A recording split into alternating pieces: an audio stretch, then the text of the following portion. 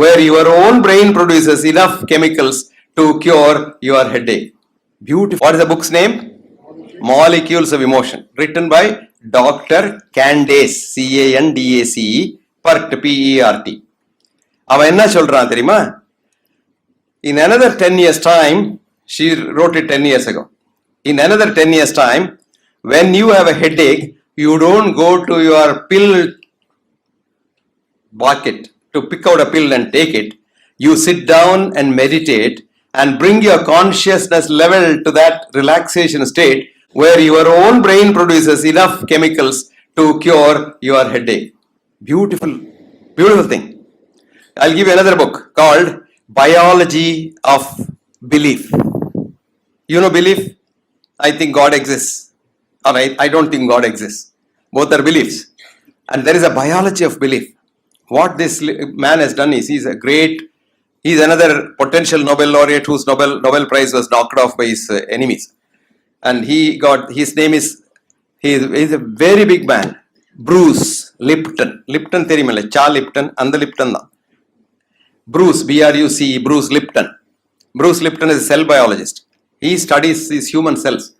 Your body is not heart, lung and all. Your body is a bundle of 50 trillion human beings, happy human beings living happily inside.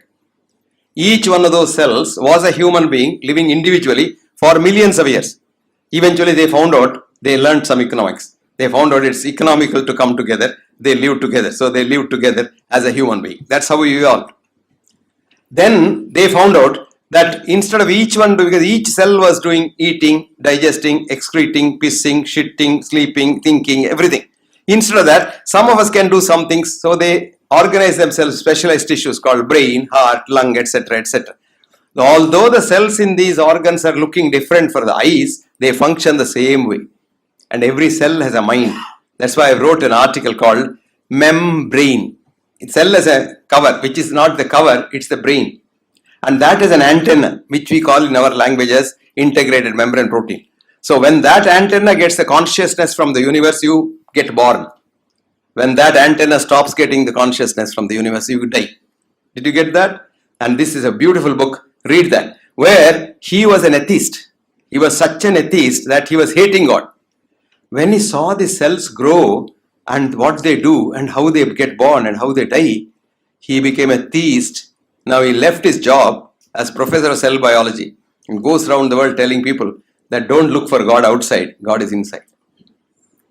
And God is energy, God is power. So beautiful. So friends, what is the essence today?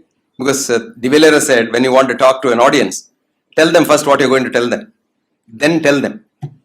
Then at the end, tell them what you told them.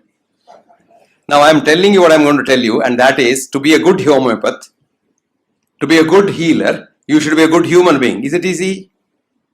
இதுக்கு ஏதாவது போய் படிக்கணுமா, காலேஜில் போகணுமா, இல்லை degree வேணுமா, வேண்டாம். You have to convert yourself into a human being. We are all animals. We must be human being. And how do you do that? Two things. Enthusiasm to work. காலையில் எழுந்திரிச்சு கேட்கணும், நான் இனி வேலைக்கு போகணுமா? And if my mind says, yes, I must go because I love my job, then you are healthy. 2, நான் யாருக்காவது ஏதாவது பண்ணணுமா? ஆமா, அப்போ you are healthy. But do you know why you are here? You are here to help others. I'll give you an example. If you get a heart attack, God forbid, you shouldn't get it. And if you're still alive, because heart attack, 60% patients die instantaneously. Nobody can help them. The remaining 40% are our bakras where we make money. But if you are alive, do you know what happens in you? Heart attack is death of few cells. Few means billions. And when these cells die, the surrounding cells immediately say, oh my God, what has happened to my brother? He's dead? Okay, let me go there and help him. They slip out from their place. Come there and occupy the place of the dead cells. Can you believe that? That's the second stage. First stage is cell death. Second stage is cell slipping. They come and once they sit there, the cell where you are there has got some holding. Somebody holds you there. Cement, concrete. No, you have a stone there, some concrete there. This is called the cell's mother, which is called the fibroblast. Blast is a mother. So the mother says, where has my son gone? He won't normally go for anything. He must have gone to help somebody. I must also help him. How does it do? It produces more fiber. So fibroblastic proliferation. Lot of ropes are produced. So the cells have gone there to tie them, more ropes are produced. And then the cells far away, they can't slip and come that far. They say, what can we do? We must also help. We'll become stronger. That's called hypertrophy in our language. So you get 4 stages and you get a beautifully repaired heart. Beautifully repaired heart without anybody's help. Because there is a doctor inside which is called the immune system, which does all these things. Remember that? And this is called your immune system. And this immune system is given to you by whoever it is. If you believe in God, it's God. If you don't believe in it, nature. Okay. The immune system has to be boosted, and that's the real healing. And that is the basis of Ayurveda. Swastasya swastha rakshitam. You preserve the health of the well, not cure. Ayurveda doesn't say you give this medicine for that, that medicine for this. No.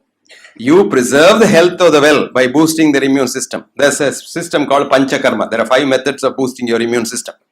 So similarly, homeopathy, Heinemann first believed that your own body can cure it. And of course, he then had the similibus and various other things, theories. These are all theories. And they're built up. But let me tell you the history of homeopathy in the West. The Homeopathic Association of United States of America is much older than the American Medical Association. 40 years older than it. And who started it?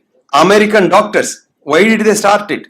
They found their modern medical system at that time was so bad that even their president was killed. He had typhoid fever and the method was bloodletting. When you have fever, you bloodlet. And George Washington's blood was all drained because of the typhoid fever. By the time the typhoid fever came down, he had no blood at all and he went to meet his maker in heaven. So a lot of doctors didn't like that. So they studied Heinemann and became Homeopathic Association. But then the money-making doctors, because bloodletting is a big money-making. After 40 years, they joined together and formed American Medical Association. And they fought the Homeopathic Association in the court. And the court said homeopathy is not science. Modern medicine is science. And then homeopathy died. But after 10 years, McWilliams, who was the president of the American Medical Association, said, I quote, "We did not fight the homeopaths on science. We fought them because they came to our area and started making money out of our patients." Did you get that? So all Sunday, Sunday. Before money came, there was no problem for mankind at all. We all loved each other. That money is the problem that came. How did modern medicine become science in America? In 1899, there was a man called D.P. Palmer who, like Heinemann, thought of another system which is called chiropractic. His idea was all things are balanced from the brain down to the spinal cord onto the body. Time achina solludungo. We teachers go by the calendar, not by the clock. No, you can go ahead. Time is this. இல்ல எனக்கு 2 சொல்லுங்க. ஒன்னு plane போச்சு போகுது. உங்க time ஆச்சு சொல்லுங்க. So Palmer thought of a new system called the chiropractic and it's very popular and lot of people started going to chiropractic, homeopathy, etc., etc.